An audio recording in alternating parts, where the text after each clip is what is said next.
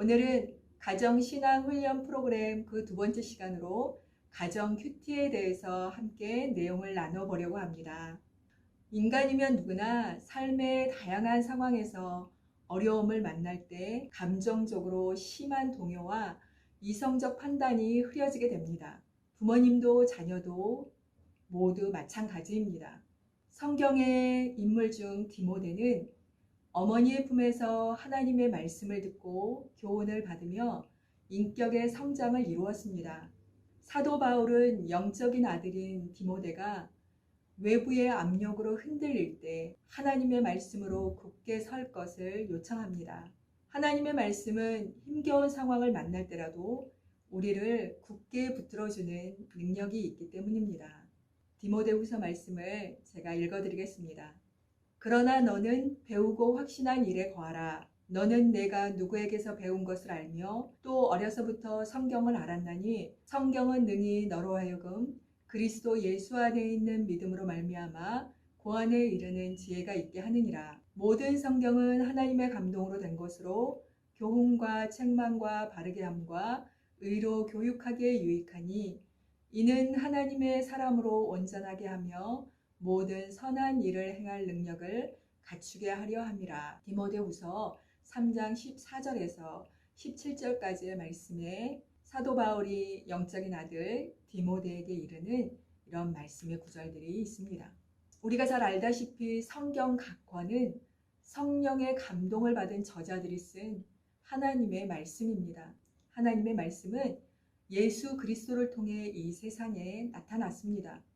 예수님은 이 땅에서 살아간 모든 순간 말씀이 붙들어 주시는 대로 살아갔습니다. 그렇게 살아 주의 말씀을 온전히 실현하셨습니다. 큐티는 짧은 시간 하나님 앞에 머물러 하나님의 언어인 말씀으로 인격적인 교제를 나누는 시간을 뜻합니다.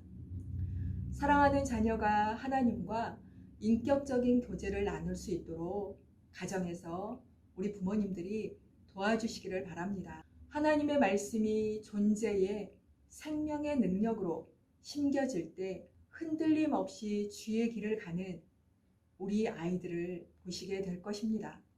큐티를 어떻게 해야 할까? 그 순서를 짤막하게 말씀을 드리겠습니다. 먼저 찬양을 선택하여 부릅니다. 찬양은 가급적 우리 아이들이 함께 부를 수 있는 또는 우리 아이들이 좋아하는 찬양을 선곡하여서 함께 찬양을 부르면 좋겠습니다. 두 번째는 그날 정해진 성경 본문 말씀을 읽는 것입니다. 정해진 본문을 우리 자녀들과 한 절씩 돌아가면서 읽으면 좋겠습니다. 아직 아이가 한글을 잘 모르는데 너무 무리하게 아이에게 요구하는 일은 삼가하시면 좋겠습니다. 그때에는 우리 부모님들이 기꺼이 읽어주세요.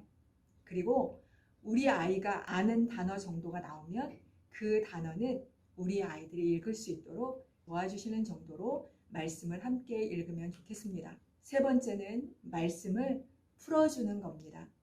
스토리가 있는 경우 동화를 읽듯이 성경을 이야기해 주세요. 교리적인 내용의 경우는 어려운 용어를 우리 아이들이 이해하기 쉽게 풀어서 설명해 주시면 좋겠습니다.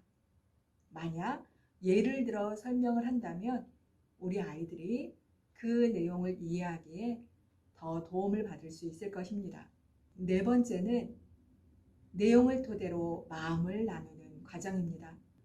읽은 성경 내용, 우리 아이들이 이해한 그 내용이 어떤 것인지, 마음으로 무엇을 느꼈는지 자녀의 느낌과 생각을 질문해 주세요.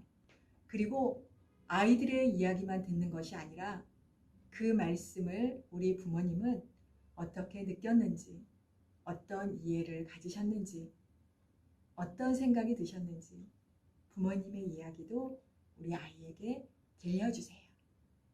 그렇게 말씀을 가지고 서로 충분히 하나님 안에서 대화하는 시간을 가졌다면 그 말씀을 토대로 하여서 기도하면 좋겠습니다.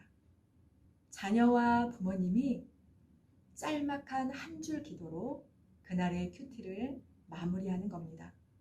만약 자녀가 무엇을 기도해야 할지 잘 모르겠어요 하는 경우는 부모님이 먼저 기도하고 자녀가 기도할 수 있도록 기다려 주세요.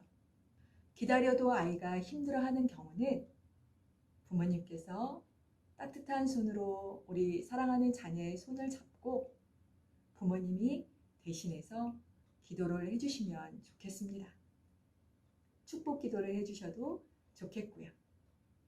그런 후 주기도문으로 큐티의 시간을 마치면 되겠습니다.